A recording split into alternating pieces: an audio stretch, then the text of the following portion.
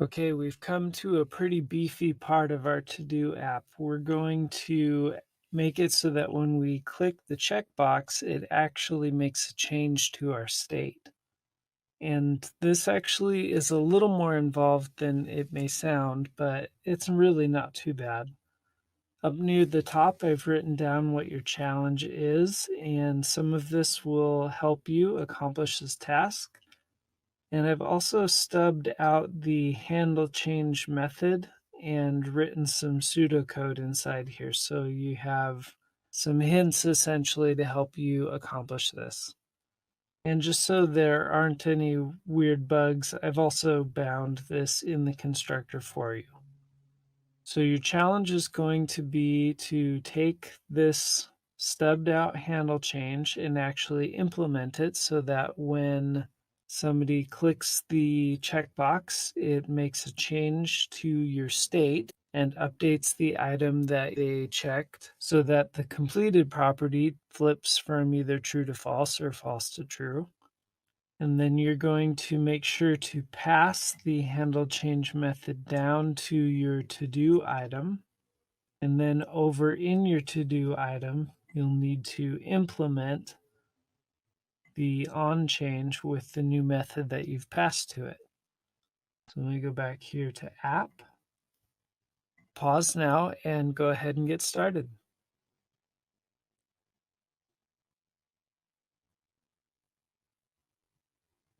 Okay, so I might do this a little bit out of order, but I think the very first thing I'm going to do in my handle change is just to console log something. Say we changed, and since we're getting the ID, let me just go ahead and add the ID to my console log so I can make sure that that's working. And then I think what I'll do is hook up parts 2 or complete parts 2 and 3 and just see if I can get this console log to happen. And then we'll go ahead and add this logic in. So part 2 says that I need to pass the method down to the to-do item component. So right here I have my to-do item, which gets a key, an item, and let's go ahead and pass down a handle change. We'll just pass down this handle change.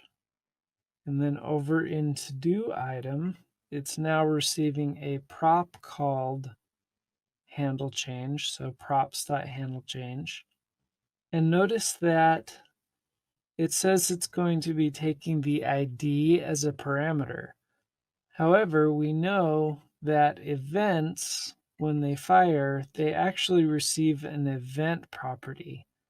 And so it won't be good enough to just say props.handle change like this, because this is not going to receive an ID property. It's going to receive the event object instead.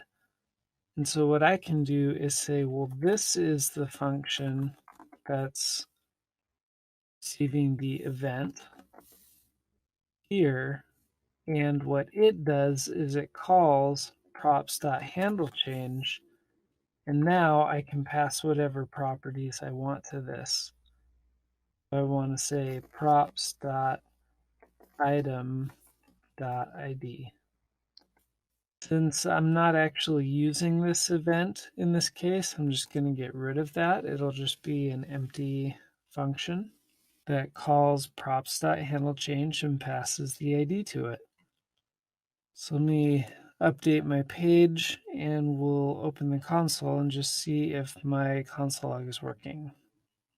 Okay, changed 2, changed 3, 1.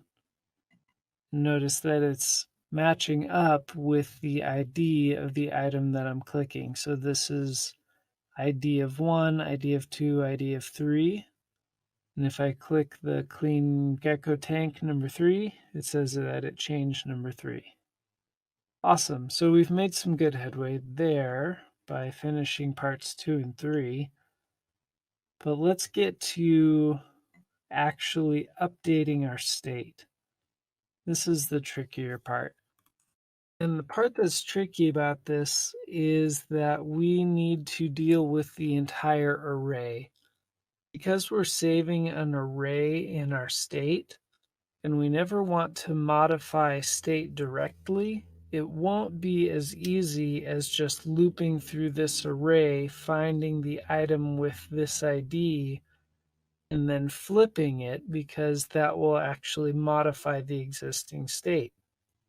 But instead, we can essentially do that same thing and just make sure that we return a brand new array where almost all of the items are exactly as they used to be, except one item has changed its completed property from true to false or false to true. And a great way to do that is to use the .map method, because this returns a brand new array. And so what I can do is I'm going to start my set state. And because I do care what I have in my previous state, I'm going to use the function way of updating state and receive my prev state. And then what I'll do is I will use map to loop over my prev state dot to-dos array and look for a to-do with the ID that is given here in the method. And so I'll create a variable that says maybe updated to-dos. And that's going to be my old version of to-dos. And sorry, this shouldn't be this.state, but rather prev state.map. And we're going to look at each one of the to-dos in this array. We'll run this function, and we're going to say if current to-do that we're looking at has an ID that's equal to the ID we received from our parameter up here, then we know this is the to-do item that we want to flip the completed property of. So I can say the to-do.completed should equal the opposite of whatever it currently is. And whether or not we actually did that flipping of the completed property, we're going to return the to-do. And that makes it so that it puts this to-do item in our new array in the same index of the original array. And all of this is my map. And so what my set state needs to do is actually return a new version of state, which is just an object. And our state is an object with a to-dos property. So I'll say to-dos should now be the updated version of to-dos, the array that we just created. Let me clean this up a little bit, get rid of these comments, delete this, and let's try flipping these. Awesome. And it looks like everything is working the way it should. So as a recap, we are looking at our previous state and we're creating a new array that almost perfectly mirrors what it used to be, except one of the items, which has the same ID as this function received from the onChange handler that is happening when we click these checkboxes, that one item is changing from true to false or false to true. And then this brand new array is essentially replacing the old array that we had up here, and it gets rendered to the page. Then we're taking this handle change method and we're passing it down to every one of the to-do items that we create in our map down here.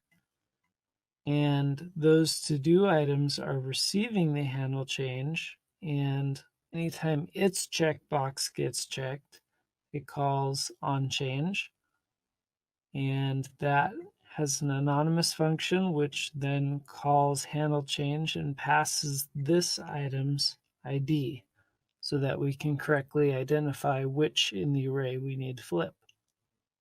And as a reminder, the reason the checkbox is actually showing up or not showing up is because of this checked property. Checked determines whether the checkbox should be checked or not, and it says if the item is completed, then it should be checked, and if the item is not completed, then it shouldn't be checked. And essentially what we have now is a working to-do app. We're going to do some small tweaks to it, but great job. Hopefully everything that we've covered so far makes sense. And we'll be revisiting this soon to talk a little bit more about styling, but feel free to celebrate a little bit, and whenever you're ready, we'll go forward.